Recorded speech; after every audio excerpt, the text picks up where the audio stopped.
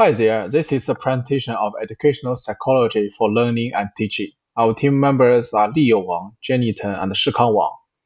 In this presentation, we will introduce the problem encountered by Alex, the literature relative to the problems, intervention measures, detailed practical method, and way of cooperation with school and guardians. First, let's analyze the problem Alex encountered. According to the description in the case, Alex's academic performance continued to decline and he dropped out of school, which was also the problem that parents were most worried about. With further analysis, it can be found that the core problem leading to this situation is the use of overly explicit teaching strategy. This has caused Alex's learning to become repetitive and boring. This strategy not only affects his attention, but also decreases his learning motivation. In addition, this strategy led to decline in Alex's self-efficiency. He began to doubt his ability to learn independently. Next, Alex's problem also includes social and emotional problems. A major issue is the bullying at school, especially cyberbullying. This was due to Alex's late maturity and his passion for environmental issues. Also, Alex is experiencing an identity crisis, and he began to question his identity and his unwavering passion for environmental protection due to bullying from other people. Next part is literature review. We can dig deeper based on some theories proposed in seminal research. The cognitive loss theory proposed by John Sweller in 1988 stated that repetitive information may increase students' cognitive load. This means that if students receive too much repetitive information, their ability to process information may be affected. Then, the impact of students' self-efficiency on learning is huge. Beaufort et al. Found the students' achievement goals are closely related to their sense of self-efficiency. If self-efficiency is low, students tend to lose courage to challenge, resulting in a decline in learning motivation. Third, bullying, especially cyberbullying, has a huge impact on teenagers. According to a study by Kowalski et al., cyberbullying is very common among teenagers and seriously affects their mental health and learning ability. For later puberty, a study by Natatsky et al. In 2009 showed that students with late development face a higher risk of depression. Later maturity makes these students feel low self-esteem because they are left behind among their peers. Finally, the concept of identity crisis, first proposed by Erikson in 1968. Identity crisis is very common among teenagers. This crisis may cause students to feel lost, which affect their academic and social relationship. Next, let's turn to comparatory research to these issues. Explicit teaching methods do not help all students complete their academic work.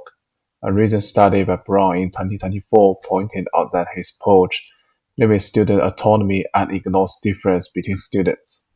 Research from Han and Park highlights the huge impact of student self-esteem and self-efficiency on learning motivation.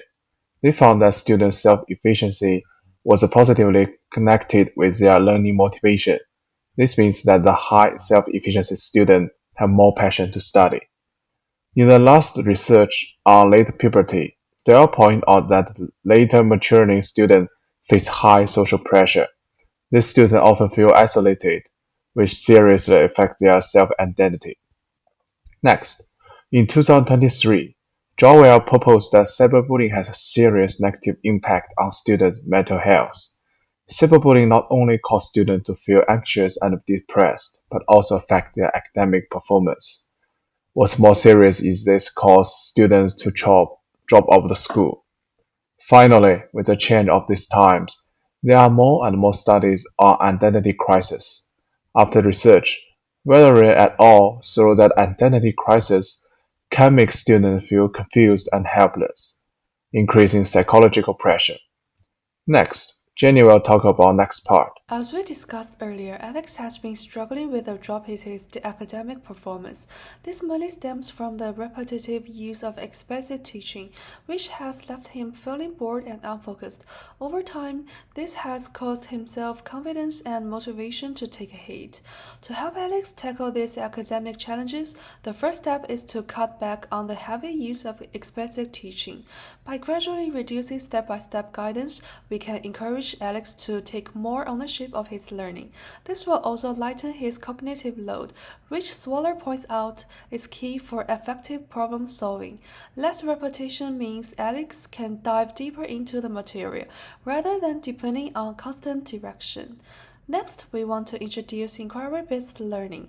This approach gets Alex asking questions and doing independent research, which ties in perfectly with his passion for environmental science.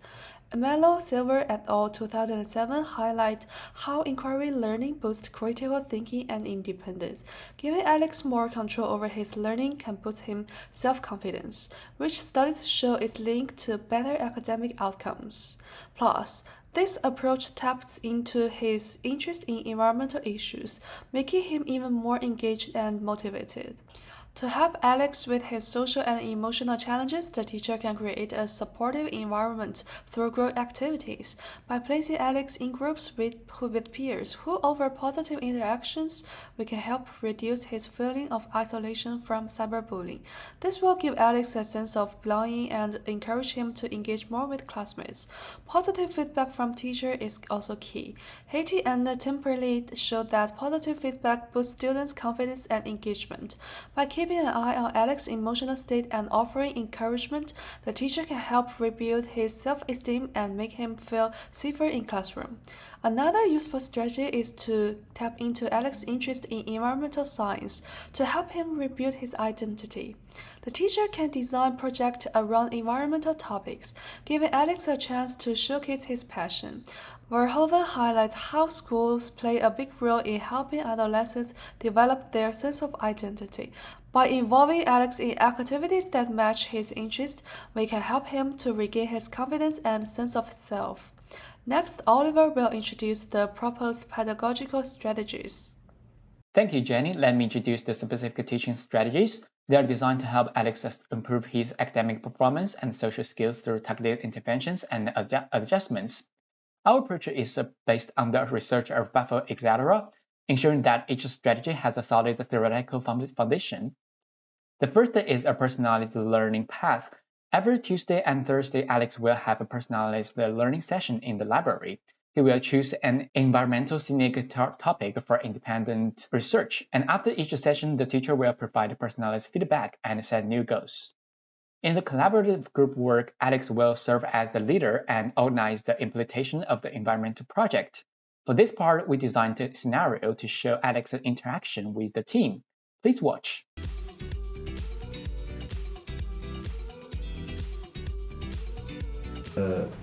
This project is really important. I think we should start with the basics by providing some education with sorting for the schools. But we need to come up with the concrete and feasible plan. So what do you guys think? I found some data actually. For example, our plastic waste in our school accounts at 32% of the total waste each year. And I think this is a PowerPoint we can use to show the importance of waste sorting. Yeah, those numbers do seem pretty convincing, yes. Yes, I agree. I think these numbers are very convincing, but we cannot just rely on the data to attract people.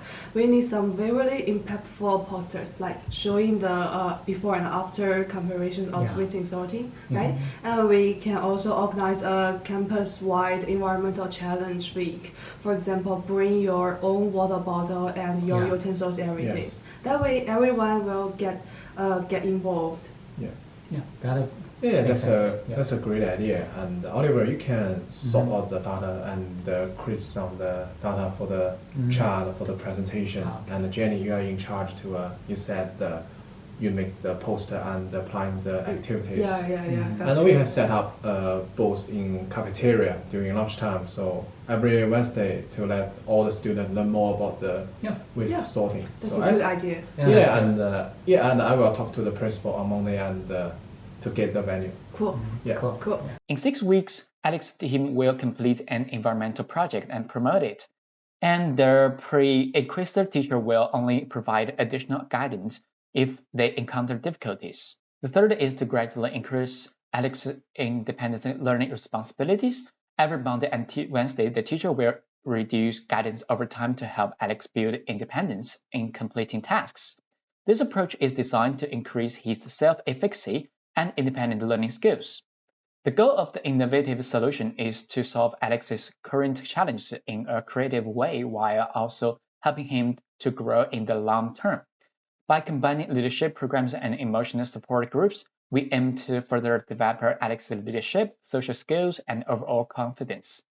Finally, I will introduce two innovative solutions. The first is the environmental leadership program, where Alex will lead to a team to plan a campus environmental project. The project will be completed and promoted in the school within 6 months, with the goal of strengthening Alex's leadership and teamwork skills. The second is the cyberbullying response and recovery program. In weekly emotional support groups, Alex will learn emotion regulation techniques and online safety strategies to help him cope with the negative effects of cyberbullying. We prepared a short role play to show Alex's interactions in the support group and his recovery process. Please watch.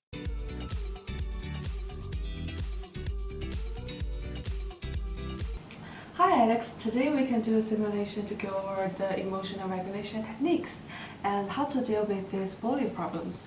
But don't worry, we will be here to help you step by step. Well, I'm not sure. I know we have talked about how to deal those nasty comments before, but for me, I think it's still really hard to face it. No rush, this is just practice. You can imagine me as one of those people bullying online, and I'll send some mean comments to you. You can use what we've learned to respond. Hey, Alex, do you really think you can save the planet? Environmentalism? Ha! You can't even save yourself! Well, that's exactly the things they said to me. Yeah. It makes me feel like everything I did is pointless. Well, Alex, remember the breathing exercises we learned. Slowly breathe in deeply and then exhale. You don't need to respond to them right away. First, control your emotions. Okay, deep breaths. Don't let comments get to me. Good. Now you can choose not to engage with these nasty comments, or you can simply report the account. It's up to you. Well, I think I can ignore and report it. Actually, I already blocked some accounts. Well, that makes me feel a little better. That's great. Now you've learned how to control your emotions. Whenever this happens again, remember, you can take a moment to calm down and remember that there's a lot of people supporting you. Yes, and we also have this school cyber safety team to help you to deal with this problem anytime. You've done a fantastic job so far. After approximately 8 weeks, we expect Alex to be able to effectively manage the emotional impact of cyberbullying and regain the confidence to participate in school activities.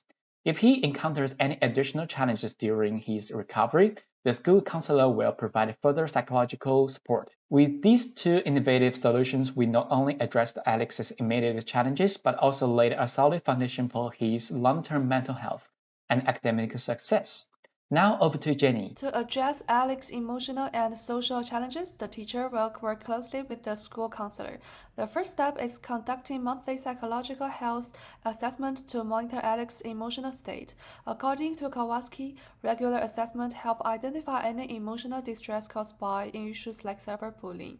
If this assessment reveals emotional difficulties, the counselor can provide personalized counseling sessions to support Alex in managing stress, addressing his emotions, and gradually rebuilding his mental health.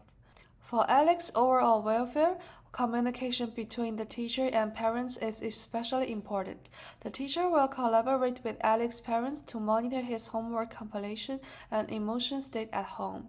Lin emphasized the link between the self-efficiency and academic performance, so it is vital to track Alex's progress. Parents will use a monitoring sheet to record daily homework and emotional updates, sharing this feedback with the teacher regularly. This will allow the teacher to adjust strategies to better support Alex's academic growth and emotional health. Through the implementation of the above teaching strategies and programs, Alex's academic performance, social skills, and emotional well-being will be improved. This method will not only help to improve his self-confidence and resilience, but also help him to effectively deal with challenges such as cyberbullying, ensuring his long-term academic and social success in the future. Thank you for listening, and here is our reference list.